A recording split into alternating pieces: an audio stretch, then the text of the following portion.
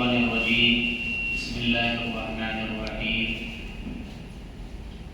إنما يخشى الله من عباده العلماء وقال النبي صلى الله عليه وسلم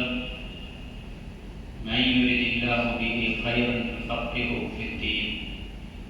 أو كما قال عليه الصلاة والسلام.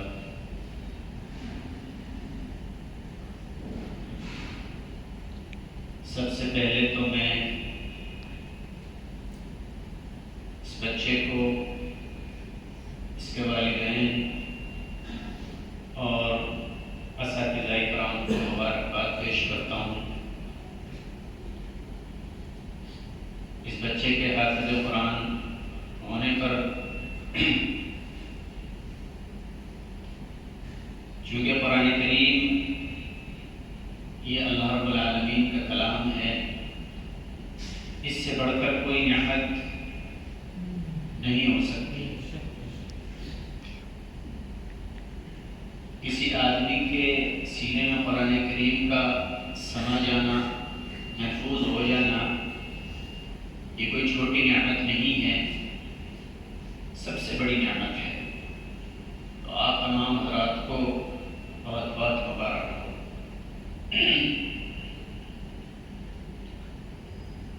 چند باتیں طلبہ عزیز سے عرض کرنی ہیں. اللہ رب العالمین مجھے صحیح کہنے کی اور آپ حضرات کو صحیح سننے کی اور ہم سب کو اس پر عمل کرنے کی توفیق عطا فرمائے.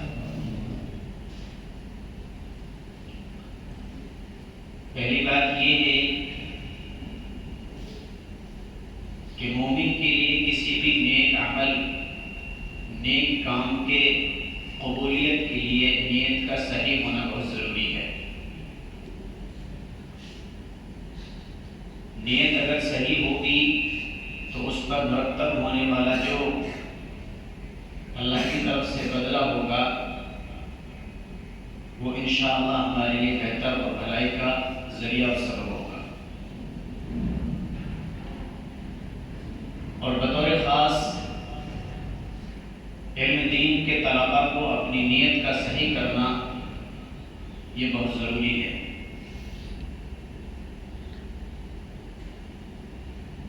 اسلامی دور میں ایک بادشاہ نے بغداد میں، جبکہ بغداد علم کا مرکز تھا،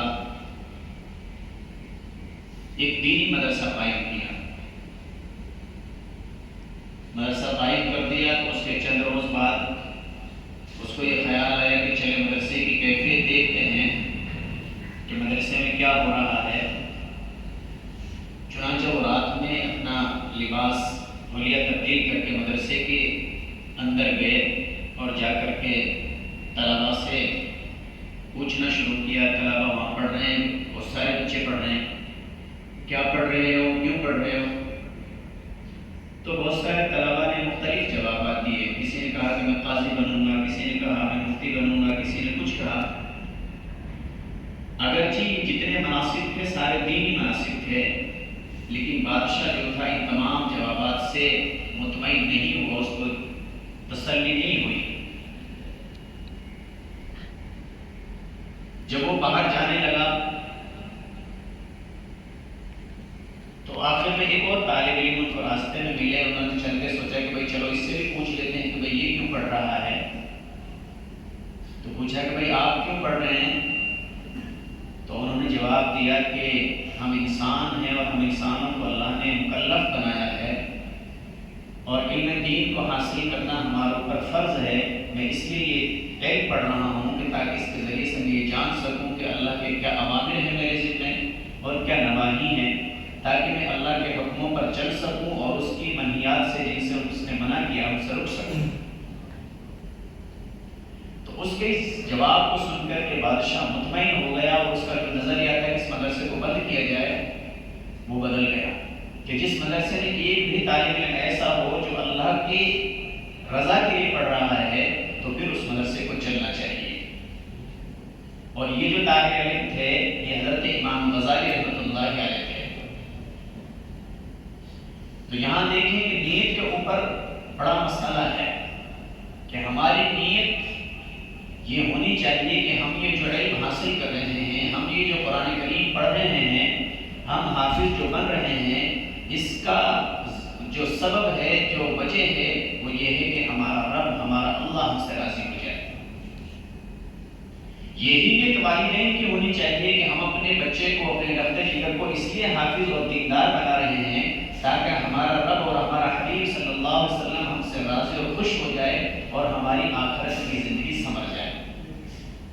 یہ نیت ہوگی تو انشاءاللہ العزیز اس کے جو ثمرات، اس کے جو نتائج ہمارے سامنے آئیں گے وہ بہتر اور اچھے ہوں گے۔ اس لیے سب سے پہلے یہ ہم تہیہ اور نیت کر لیں طلبہ، تمام ہمارے بچے، کہ انشاءاللہ ہم یہ جو قرآن کریم پڑھ رہے ہیں، اس کا جو ہم پاٹھ ہمارے پڑھنے کی وجہ ہے وہ یہ ہے کہ ہمارا اللہ ہم سے خوش ہو جائے، ہمارا رب ہم سے راضی ہو جائے۔ کوئی دنیاوی غرض و غایت اس سے نہ ہونی چاہیے۔ اگرچہ اللہ قرآن کریم کی برکت سے، اس علم دین کی برکت سے دنیا سے بھی نوازے گا، لیکن چونکہ ایک مسلمان کے پیش نظر آخرت کی زندگی ہونی چاہیے، اللہ کا حکم ہونا چاہیے، اللہ کے حبیب صلی اللہ علیہ وسلم کی پاکیزہ تعلیمات ہونی چاہیے، اس لیے وہ سب سے پہلے یہ نیت کرے کہ میں یہ جو پڑھ رہا ہوں یہ اللہ اس کے رسول صلی اللہ علیہ وسلم کو خوش کرنے کے لیے پڑھ رہا ہوں۔ دوسری بات یہ ہے کہ ہم علم دین کے لیے یہاں آئے نہیں ہیں، بلکہ اللہ کی طرف سے ہمیں منتخب کیا گیا ہے، اللہ کی طرف سے ہمیں پیار اور محبت کی نظر سے دیکھا گیا ہے، تو ہم ہزاروں لاکھوں بچوں میں سے چھٹ کر کے یہاں پر آئے ہیں۔ ورنہ کتنے ہی بچے ہیں ہمارے ساتھ کے، ہمارے ساتھ ہمارے اسکول میں پڑھنے والے، جو واحیات میں پتہ نہیں کس کس چیز میں زندگی گزار رہے ہیں اور اپنے وقت کو ضائع کر رہے ہیں، لیکن اللہ نے ہمارے اوپر کرم فرمایا، مہربانی فرمائی، اللہ نے ہمیں پسندیدگی کی نظر سے دیکھا اور اپنے علم دین کے لیے، اپنے قرآن کریم کی تعلیم کے لیے، پڑھنے پڑھانے کے لیے اللہ پاک نے ہمیں منتخب فرمایا اور دینی مدرسے میں، اللہ کے گھر میں ہمیں بلایا۔ اس لیے ہماری یہ ذمہ داری بنتی ہے کہ ہم اپنے آپ کو اس دین کے لیے کھپا دیں، محنت سے پڑھیں، اپنا سب کچھ اس علم کے لیے، اس کلام اللہ کے لیے سونپ دیں۔ حضرت امام ابو یوسف رحمۃ اللہ علیہ کا مقولہ کتابوں میں لکھا ہے، فرماتے ہیں کہ علم اپنا بعض حصہ، تھوڑا سا بھی حصہ تمہیں جب تک نہیں دے گا جب تک کہ تم اپنے آپ کو پورے طریقے سے علم کے حوالے نہ کر دو، علم کے تابع نہ کر دو۔ تو اگر ہم یہ چاہتے ہیں کہ اللہ پاک ہمیں صحیح معنی کا علم عطا فرمائے تو یہ ضروری ہے کہ ہم اس علم دین کے اندر اپنے آپ کو لگا دیں، کھپا دیں اور پورے طریقے سے اپنے آپ کو تن من دھن سے، جی سے اس علم کو پڑھنے میں لگ جائیں۔ اسی طریقے سے ہم چونکہ منتخب ہو کر کے آئے ہیں تو ہماری جو حرکات و سکنات ہیں، ہمارا چلنا، ہمارا اٹھنا بیٹھنا، کھانا پینا، یہ تمام کی تمام چیزیں نوٹ کر کے کی جاتی ہیں۔ لوگ اس چیز کو دیکھتے ہیں کہ یہ مدرسے میں پڑھنے والے طلباء ہیں، جن کا کھانے کا انداز کیا ہے، بات کرنے کا انداز کیا ہے، طرز تکلم گفتگو کا انداز کیا ہے۔ وہی کام ایک عام بندہ باہر کی زندگی میں کرتا ہے، کوئی اس کو برا غلط نہیں سمجھتا، لیکن اگر وہی کام کوئی مدرسے کا طالب علم، کوئی دین سے وابستہ کوئی فرد اگر کرتا ہے تو لوگ اس پر تانا کستے ہیں اور برا اس کو مانتے ہیں اور بہت بری نظر سے دیکھتے ہیں۔ تو اس لیے ہمیں اپنے آپ کو اس انداز سے اور اس طریقے سے رکھنا ہے کہ ہماری وجہ سے دین کے کسی عمل کی، دین کے کسی جز کی لوگوں کے نزدیک برائی کا ذریعہ اور سبب ہم نہ بن سکیں۔ ہم بازار میں جاتے ہیں، بازار میں ضرورت کے لیے جایا جاتا ہے تو ہم حتی الامکان بازار میں جانے سے بچیں، لیکن اگر جانے کی نوبت آئے تو وہاں پر ہم اپنی تمام کی تمام جو ہمارا مقام ہے، جو ہماری حیثیت ہے، جو ہمارا حلیہ ہے، اس کا لحاظ کریں۔ بازار تو ویسے ہی ناپسندیدہ جگہ ہے اللہ کی، بات میں آتا ہے اللہ کے نبی صلی اللہ علیہ وسلم نے فرمایا کہ اللہ کے نزدیک سب سے محبوب اور پسندیدہ جو جگہ ہیں وہ مسجدیں ہیں، اور سب سے ناپسند جو جگہ ہیں وہ بازار ہیں۔ تو ہم حتی الامکان بازاروں سے بچیں۔ بہت ہی شدید کوئی ضرورت ہے، کوئی مجبوری ہے تو ہم بازار جائیں اور بازار سے اپنی ضرورت پوری کر کے جلد سے جلد واپس اپنے مدرسے یا اپنے گھر واپس آئیں۔ اور بازار جاتے وقت جو ہمارے سمجھدار طلباء ہیں، قریب البلوغ ہیں یا بالغ ہو چکے ہیں، وہ بچے اپنی نظروں کی حفاظت کرتے ہوئے جائیں۔ نظروں کی حفاظت کرنا یہ فرض عین ہے۔ قرآن کریم میں اس چیز کا حکم دیا گیا ہے کہ اے نبی جی آپ مومنوں سے کہہ دیجیے کہ وہ اپنی نظروں کو نیچے جھکا کر کے رکھیں۔ تو ہم اپنی نظروں کی حفاظت کرتے ہوئے بازار آئیں اور جائیں۔ اسی طریقے سے ایک بڑی جو اہم، بلکہ میں یہ کہوں گا کہ علم دین کے حصول کے لیے سب سے ضروری چیز ہے وہ ہے ادب، کہ ہم اپنے اساتذہ کرام کا، اپنے والدین کا، اپنے بڑوں کا، اپنے مدرسے کا، اور ہمارے مدرسے میں جو ذرائع علم ہیں، طبائی ہے، قرآن کریم ہے، قلم ہے، کاپی ہے جن میں ہم لکھتے پڑھتے ہیں، بیٹھنے کی جو ہماری دریاں ہیں، اور مدرسے کی دیگر جتنی ہماری ایسی ضروریات ہیں جو ہمارے اس علم کے حاصل کرنے میں ہمیں فائدہ پہنچاتے ہیں، ان تمام کی تمام چیزوں کا ادب اور احترام کرنا یہ بہت ضروری ہے۔ با ادب با نصیب، بے ادب بے نصیب۔ تو اس لیے ہم ان چیزوں کا خیال کرتے ہوئے اس علم دین کو حاصل کرنے والے ہوں۔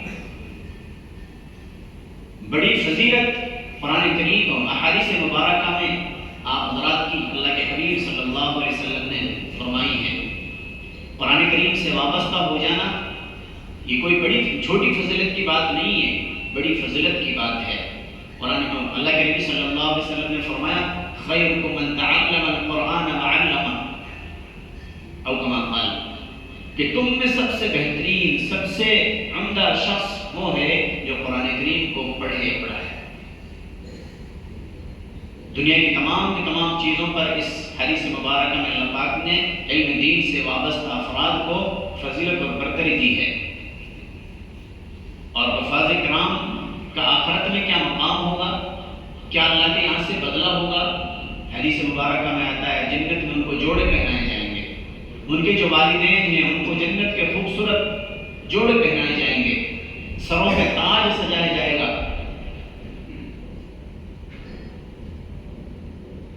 اور اسی طریقے سے فرمایا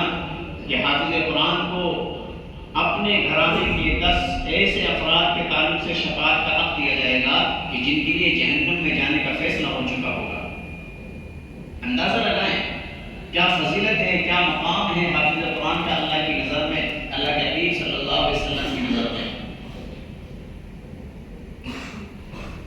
تو ہم اپنی قدر کریں، اپنی فضیلت کو اور اپنی اہمیت کو جانیں کہ اللہ پاک نے ہمیں کیا مقام عطا فرمایا ہے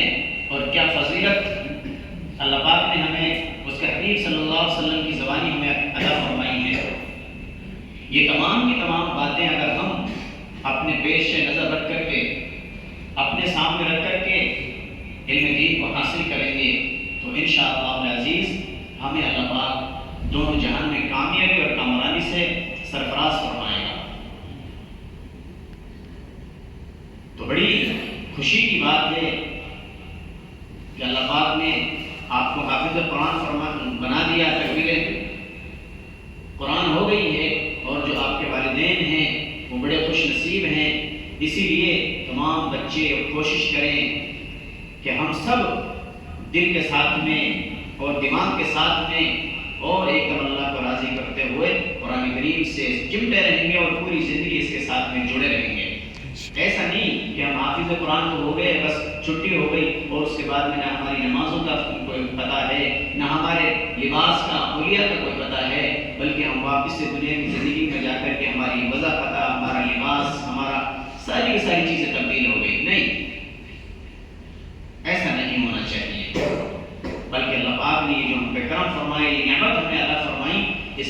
کی ہمیں قدردانی کرنی چاہیے اور اس سے ہی جڑے رہتے ہوئے اس سے ہی منسلک رہتے ہوئے ہمیں اپنی زندگی کو گزارنا چاہیے، اور قرآن کریم کے جو احکامات ہیں، قرآن کریم کے جو فرامین ہیں، ان پر عمل کرتے ہوئے ہمیں اپنی زندگی گزارنی چاہیے۔ نمازوں کا اہتمام ہونا چاہیے۔ حافظ قرآن کے لیے قرآن کریم کی تلاوت بڑی آسان ہے کہ یہ اپنے کسی کام میں بھی رہتے ہوئے قرآن کریم کی تلاوت کر سکتے ہیں۔ قرآن کریم کی تلاوت پر بڑا اجر و ثواب اللہ کی طرف سے دیا گیا ہے۔ حدیث میں آتا ہے کہ قرآن کریم کے ہر حرف پر 10 نیکیاں ملتی ہیں۔ آدمی ایک حرف پڑھے گا، الف لام میم، اس میں 3 حرف ہوئے تو انسان کو 30 نیکیاں مل گئی۔ تو بڑا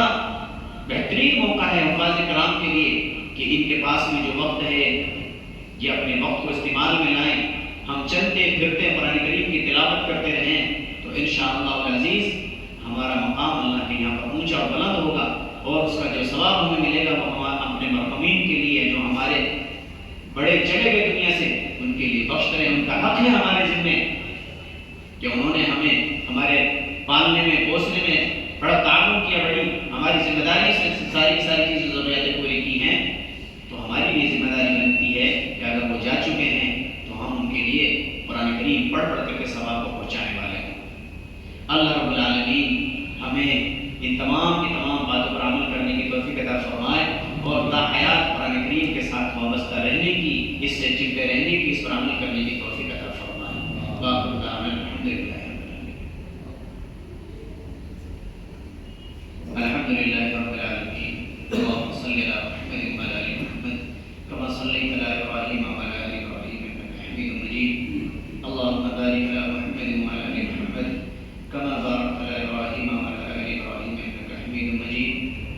ربنا ظلمنا أنفسنا وإن لم تغفر لنا وترحمنا لنكونن من الخاسرين، واعف عنا واغفر لنا وارحمنا أنت مولانا فانصرنا على القوم الكافرين۔ يا حي يا قيوم برحمتك نستغيث، اللهم إنا نسألك الهدى والتقى والعفاف والغنى، اللهم إنا نسألك الهدى والتقى والعفاف والغنى، يا الله يا رحمن يا رحيم يا رب ذو الجلال والإكرام، يا الله ہمارے خطاؤں کو معاف فرما، یا اللہ ہمارے کبیرہ صغیر گناہ کو معاف فرما۔ بے شک خطا کار ہیں، صحت کار ہیں، تیری بے شمار نعمتوں کا استعمال کیا اور تیری نعمتوں کی ناشکری اور نافرمانی کرتے رہے، یا اللہ ہمارے تمام جرموں کو خطاؤں کو معاف فرما،